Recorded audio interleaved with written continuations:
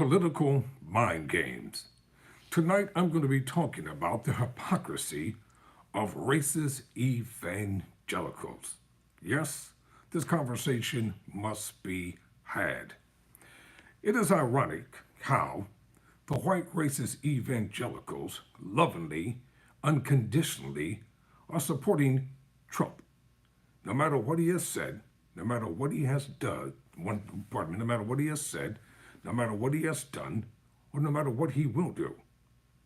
They are the ones who are responsible for him becoming president to begin with. Now, here's where the hypocrisy comes in with these white racist evangelicals. When Barack Obama was president of these United States of America, America's first black president was totally disrespected more by so-called white Christians than any other group of people simply because he was black. They called him every ungodly name in the book. They talked about his wife. They talked about his children. They talked about him as an individual. Yet Barack Obama, for 8 years, didn't have any scandal whatsoever with his presidency. When he put the White House in the hands of Trump, the economy of America was strong. Decency, integrity, honor. The transition of power was smooth. He lovingly and openly accepted him and his lovely wife into the White House. That is how the transfer of power occurred. Now, these white racist evangelicals totally disrespected President Obama to no end. And what's even more alarming with these people, it's how they continuously are working quietly behind the scenes to make sure Trump becomes president again. And the only thing that they seem to care about is this hot button issue called abortion. This is what they do. They have they're like a one pony trick here. Abortion, abortion, abortion. Well, let's talk about abortion. I'm not for abortion. Those are my personal reasons. And it's not because of politics. So I'll leave my personal agenda out of this. But I will say this much. Isn't it ironic that you had a president who was decent and honorable in every way, but you didn't want him? When Ronald Reagan became president, he was a Democrat who became a Republican. He became governor of California. Then he became president of the United States. They put him into power. Reagan was a decent president, I'll give him credit, though I did not like his politics, and I certainly didn't like his racist ways. But at the same time, he governed the nation with civility. But now we're going back to the days of George Wallace. Yes, we're going back to the days of the 50s and the 60s, when the polarization of races was at an all-time high. At a time when the nation should be coming together irregardless of politics, be you Democrat, Republican, or Independent. America is supposed to be one. One nation, it says, under God, indivisible with justice for all. But these evangelicals, they don't give a damn about people. They care about their positions. They care about power, prestige, and money. They care about aligning themselves with the most powerful people, and as long as they can be heard and seen and get monies for their nonprofit organizations, they appear to be happy. Whether Trump wins or loses the election, it should be based upon merit, based upon the issues. I don't dislike Mr. Trump personally. You know, I don't know the man. He doesn't know me. I do not dislike him. I may dislike his policies. That's something entirely different. And nobody should hate a person simply because of the pigmentation of their skin or of their politics. You can disagree with somebody, but at the same time still be civil. Like I'll give an example. This program right here, Tyrone Bowman Tonight, as I've said before, I'll say again, all are welcome. Once we get past that 1,000 level, I think we're up to 616 subscribers. When we hit the 1,000 subscribers, I will be glad to bring people on screen. I will welcome Trump reporters, mega individuals to come on this program. And we can have a civil conversation as to why they believe that their candidate should be reelected president of the United States of America. But We're getting there inch by inch. But getting back to the hypocrisy. Remember Senator Strong Thurmond, who was an avowed segregationist and an avowed racist during his times. I think he lived to be 100 or more. This man lived a double standard lifestyle. On one hand, he was espousing pure whiteness and his pro-anti-black agenda, but he impregnated his black housekeeper and then lied, covered it up. And for years, he had a biracial daughter. And he kept talking against black people in so many ways. And as a senator, the policies that he wrote into law were abhorrent and disgusting. When his daughter finally revealed who she was in her 60s, and Senator Strong Thurmond had to admit the truth before he died that he was a hypocrite. These same evangelicals who are always talking about abortion let one of their precious blonde-haired, blue-eyed daughters or granddaughters become impregnated by a black man. They will make her have an abortion. These are the same people who are always wanting black dollars and black economics to fuel their churches and their white governed ministries. But at the same time, they don't want us on their boards. They just want us to basically do what they do in sports, just shut up and dribble. That seems to be the narrative. They want black people to support their ministries. They want black people to attend their conferences, their seminars, and their crusades. They want black people to empower them. And they only will have a certain type of black people that they consider to be on their level to come and be a part of whatever that they're doing, because I really don't care. You know, you want to know why there's a mass exodus of black men from white Christianity? Because they're tired of the racism. They're tired of the bigotry. They're tired of the hypocrisy. They're tired of the double standard. And that's the reason why a mass exodus of black men have left Christianity and they're never coming back.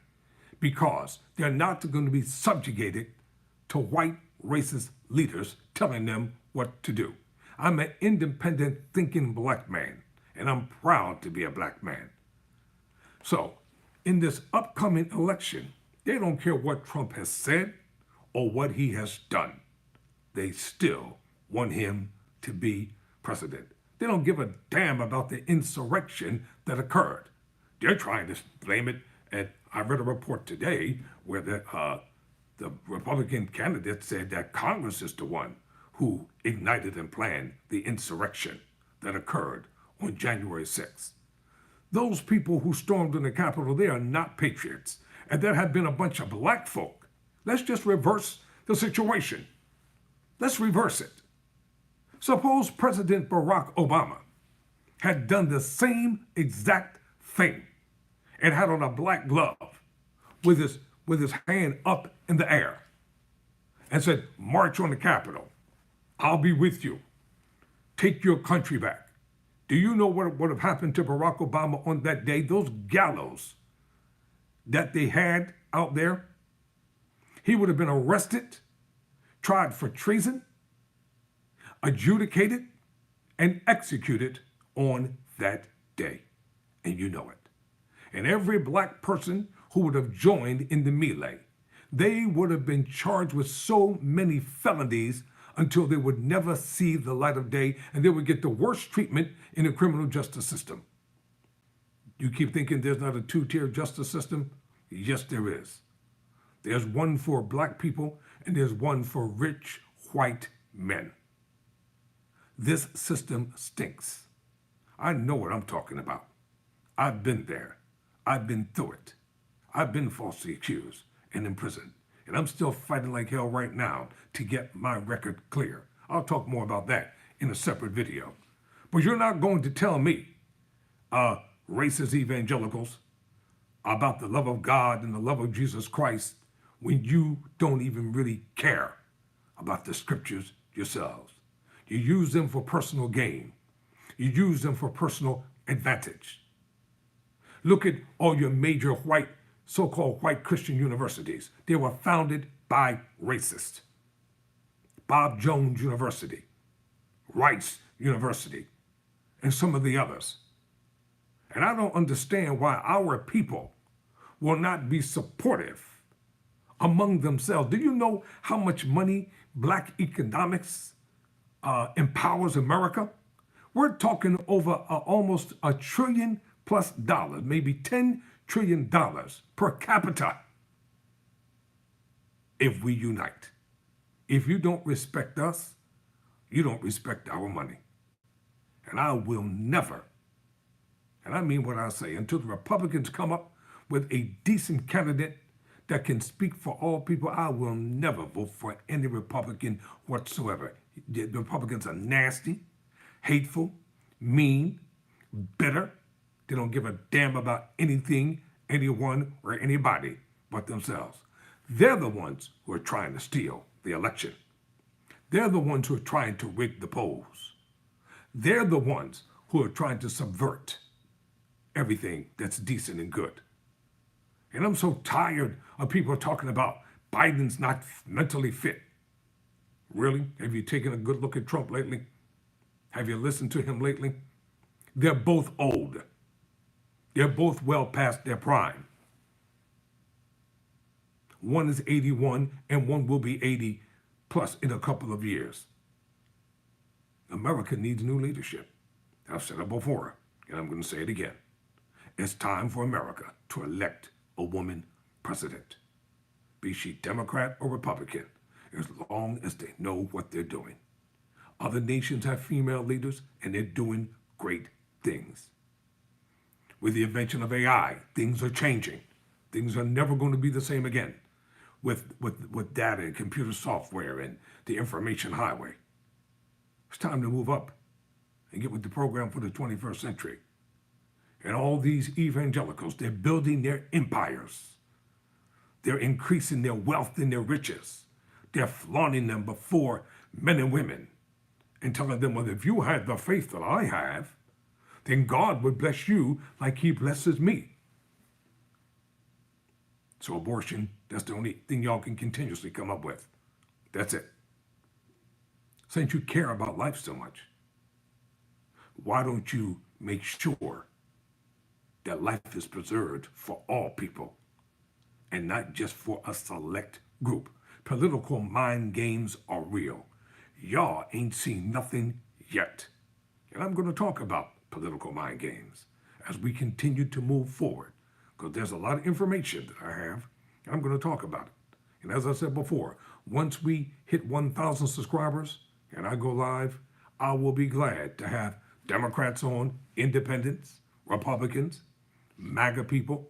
You're welcome to come on this platform as long as you're respectful and you're decent and you can articulate your point of view as to why you believe that your candidate should be elected president of the United States.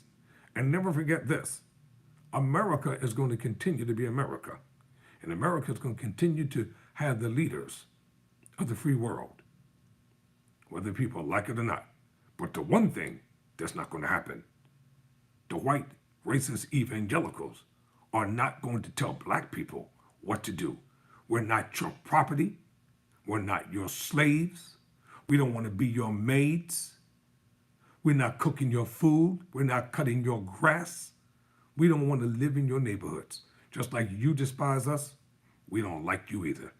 Political mind games.